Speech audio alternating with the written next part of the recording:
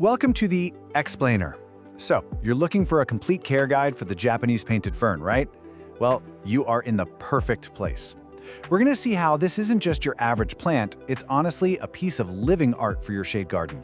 If you've been struggling to brighten up those dimly lit, kind of gloomy corners of your yard with something truly spectacular, let's dive right in. You know, when most of us think of ferns, we just picture, well, standard, uniform green fronds, right? But this one is literally a metallic masterpiece. We are talking about a really sophisticated palette here. Silvery-grey, pewter, a little mint green, all accented by these deep, striking wine red or purplish stems. It is a total game changer that brings this unparalleled texture and subtle drama right into your landscape. So to give you the ultimate complete care guide today, we are covering the whole shebang. We'll meet the painted fern, set up the perfect growing environment, go over watering and feeding essentials, tackle pruning and propagation, troubleshoot some common issues, and wrap up with styling your shade garden. Let's get to it. Part 1. Meet the painted fern. Or, if you want to get technical, Athyrium niponicum. Let's really get acquainted with this incredible perennial. It originally hails from the moist, cool woodland environments of Eastern Asia. And right off the bat, huge relief here, it is completely non-toxic. Phew. Size-wise, you're looking at a plant that generally grows about 12 to 24 inches tall, forming these really graceful, slowly spreading clumps that stretch out to maybe 30 inches wide. Plus, it's perfectly suited for hardiness zones 4 through 9, which means it's super adaptable for a whole lot of us out there. Now, you might hear its life cycle described as a deciduous perennial. What does that actually mean for you? Well, being deciduous just means the fronds die back to the ground after that first hard frost in the fall or winter. So, absolutely crucial point here, when your fern seems to literally disappear in the winter, that is a completely normal part of its cycle. It is not a failure on your part, I promise. It's simply overwintering as a dormant crown, just resting and waiting to burst back to life in the spring.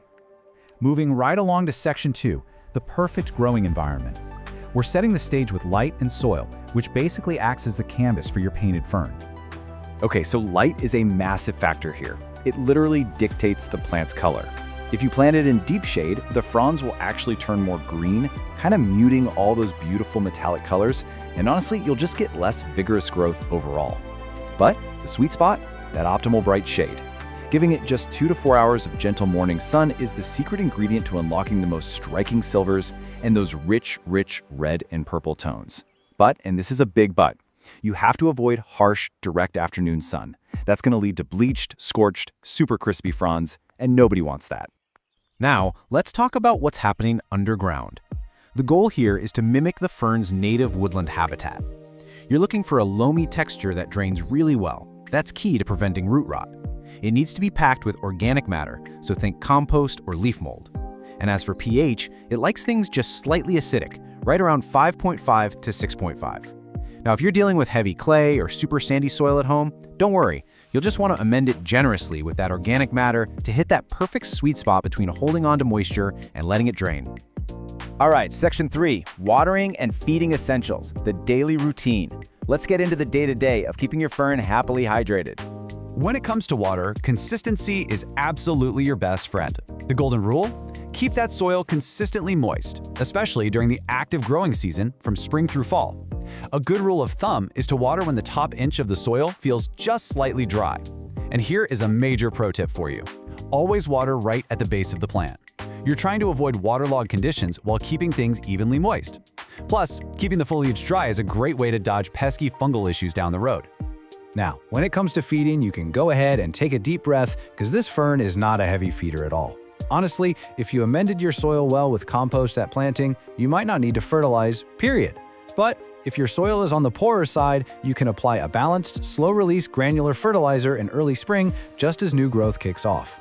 A word of caution though, over-fertilizing late in the season can actually encourage tender new growth that just gets destroyed by early frosts, or it can even cause burnt leaf tips.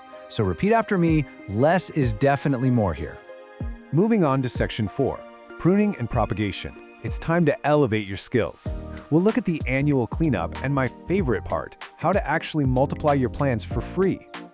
So pruning is incredibly simple. Literally just cut back the dead brown fronds in late winter or early spring right before the new growth starts. But propagation, that's where the real fun begins. Multiplying your ferns by division is basically a quick 4-step process. First, in early spring, carefully dig up and lift the entire clump. Next, you're going to divide the underground stems, those are the rhizomes, and make sure each new section has some roots and developing fronds, which we call fiddleheads. Third, replant those divisions immediately at their previous depth. And fourth, water them thoroughly to keep them moist. The cool thing is, this isn't just for making new plants. It's actually an amazing way to rejuvenate older ferns when their centers start looking a bit tired after a few years. Before we wrap up propagation, we have to talk about something that causes so much unnecessary panic: sori, or spores. These are microscopic reproductive units that form these tiny, kidney-shaped or J-shaped rust-colored clusters right on the undersides of mature fronds.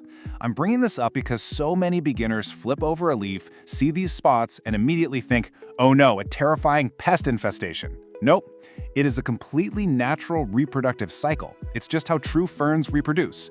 So if you see them, relax, your plant is perfectly healthy. Section 5. Troubleshooting common issues. Pests and problems. Look, this plant is famously tough. Even deer and rabbits tend to leave it alone, but let's quickly cover a few hurdles you might actually run into. There are 2 major mistakes you want to avoid here. First up is root rot. If you're noticing wilting fronds even though the soil is definitely moist and the crown feels all mushy and looks yellow, yeah, your soil is just too wet and poorly drained. The second big one is sunburn or leaf scorch. If you're seeing crispy, brown, or bleached patches, your plant is almost certainly getting blasted by intense, direct afternoon sun. It really goes to show that if you pick the right spot and ensure proper drainage from day one, you essentially solve these problems before they even start.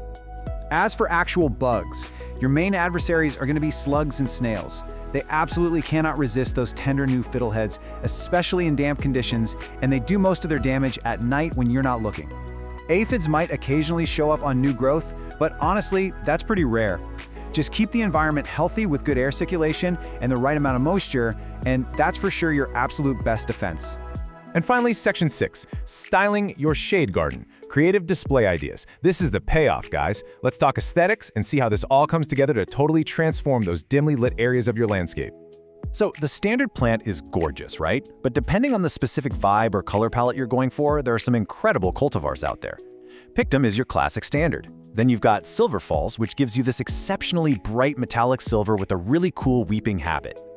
Ursula's red is stunning. It has this intense reddish-purple coloration right down the center. And Ghost is a bit taller. It's an upright hybrid with a super striking pale silver-white look. And the absolute best part? Every single one of them shares the exact same easy care requirements we just went over. Plus, they play so nicely with others. If you curate companion plants that share those same shade and moisture needs, you can literally build a masterpiece. Imagine pairing your painted fern with the broad, dark leaves of some hostas, or maybe the deep purples and lime greens of coral bells. That contrast is what makes the fern's silver foliage just pop. Throw in some astilbes for those feathery plumes, maybe some lungwort or brunera, and suddenly you have this incredibly dynamic, multi-layered shade border. So armed with this complete care guide, you now know exactly how to balance the light, manage the soil moisture, and pick the perfect companions. The only question left is, how are you going to use the living artistry of the Japanese painted fern to completely redefine your shade garden? Get out there, embrace the shade, and start planting. Thanks for hanging out and learning with me today on The Explainer.